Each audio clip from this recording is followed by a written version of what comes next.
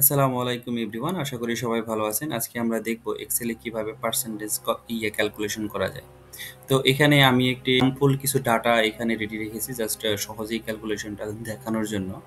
তো মূলত পার্সেন্টেজ ক্যালকুলেশনটা খুবই সহজ, বাট এখানে যে অটোমেটিক্যালি করা যায় এটা অনেকেই যারা আমরা জানি না তারা এখান থেকে শিখে নিতে পারবো খুব সহজেই। নরমালি যেটা করা হয় পার্সেন্টেজ ক্যালকুলেশনের ক্ষেত্রে খুবই সহজ। ফর্মুলা আমরা সবাই জানি।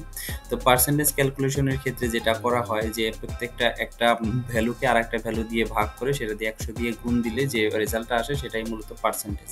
বাট এটা আমরা কি করি নরমালি এখানে আমরা ক্যালকুলেটর দিয়ে হিসাব করে নিয়ে তারপরে আমরা এখানে বসাই। ধরেন এটার ভ্যালু হবে 65%, 65 লিখে এভাবে একটা পার্সেন্ট দিয়ে এন্টার করে দিই। তো এভাবে আমরা নরমালি পার্সেন্টেজ ক্যালকুলেশন করি, বাট এটা হচ্ছে একটা রং ফর্মুলা। তো আমরা আজকে রাইট ওয়েতে কিভাবে পার্সেন্টেজ ক্যালকুলেশন করা যায় সেটা দেখব।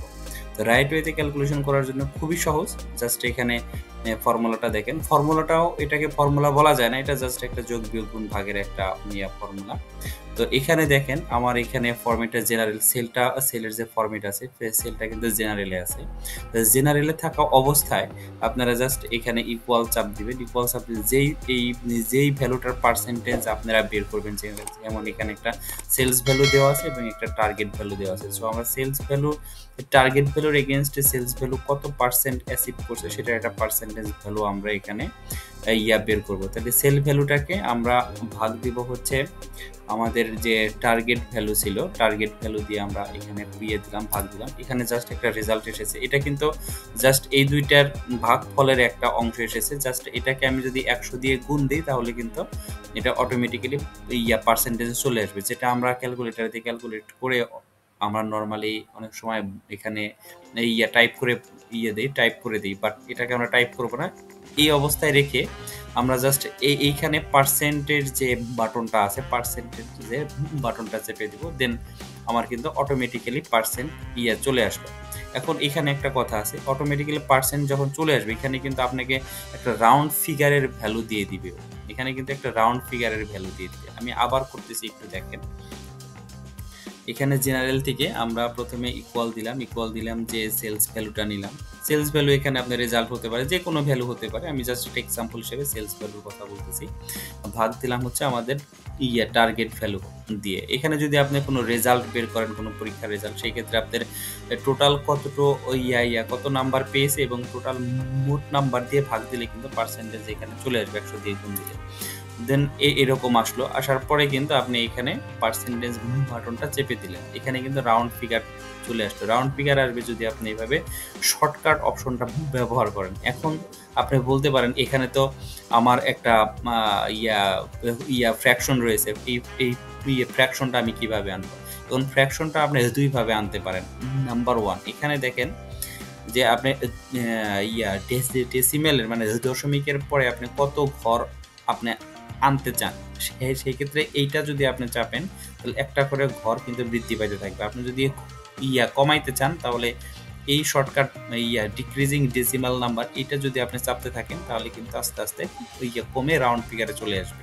এটা দিলে আবার বৃদ্ধি পাইতে থাকবে, তাহলে দেখবেন যে অ্যাকচুয়াল নাম্বারটা চলে আসছে।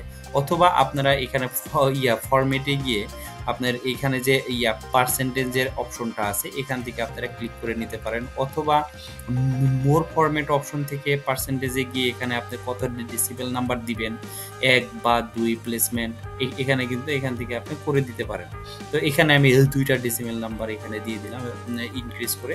এটা কিন্তু আমার ক্যালকুলেশন হয়ে গেল। এখন সবগুলোর ক্ষেত্রে সেই একই নিয়ম, ব্লক এন্টার কন্ট্রোল ডি আপনি চেপে দিবেন সবার জন্য, কিন্তু আমার পার্সেন্টেজ ক্যালকুলেশনটা হয়ে গেল। দেখেন আমি যে কোনো একটা সেলে যদি ক্লিক দিই, আমি যদি ফাংশন বারে ক্লিক দিই তাহলে কিন্তু দেখেন টার্গেটের সাথে আমার সেলস ভ্যালুর অটোমেটিক পার্সেন্টেজটা চলে আসছে। এখন আমি যদি এখানে সেল ভ্যালু কোনোটার যদি চেঞ্জ করে দিই, মানে দিলাম 7223, আমি কিন্তু ফ্র্যাকশন দিচ্ছি যাতে আপনারা ক্যালকুলেশনটা বুঝতে পারেন। দেখেন এখানে কিন্তু অটোমেটিক্যালি পার্সেন্টেজটা ক্যালকুলেশন হয়ে গেছে। তো ধন্যবাদ সবাইকে পার্সেন্টেজ ক্যালকুলেশনটা দেখার জন্য। আগামী ভিডিওতে আমরা দেখব যে কিভাবে এই পার্সেন্টের যে যে রেজাল্ট বা কোনো একটা রেজাল্ট বা কোনো একটা নাম্বার যদি পরীক্ষায় পায় বা সেলসের ভ্যালু যদি চলে আসে, আমরা যদি পুরস্কার দিতে চাই ১, ২, ৩ কে র‍্যাংক কত করলো, কে ১ এ থাকলো, কে ফার্স্ট, কে সেকেন্ড বা কে থার্ড হইলো, এই র‍্যাংকটা কিভাবে অটোমেটিক্যালি বের করা যায় এটা আমরা আগামী ভিডিওতে দেখব। তো সেই পর্যন্ত সুস্থ থাকবেন, ভালো থাকবেন। আর আমাদের চ্যানেলে নতুন হয়ে থাকলে অবশ্যই সাবস্ক্রাইব করবেন। আর যারা সাবস্ক্রাইব করেছেন তাদেরকে ধন্যবাদ। আমার চ্যানেলকে ঘুরে দেখতে পারেন নতুন নতুন টিপস এবং ট্রিক্স জানতে এবং সাথে থাকার জন্য। ধন্যবাদ সবাইকে। ভালো থাকবেন, সুস্থ থাকবেন।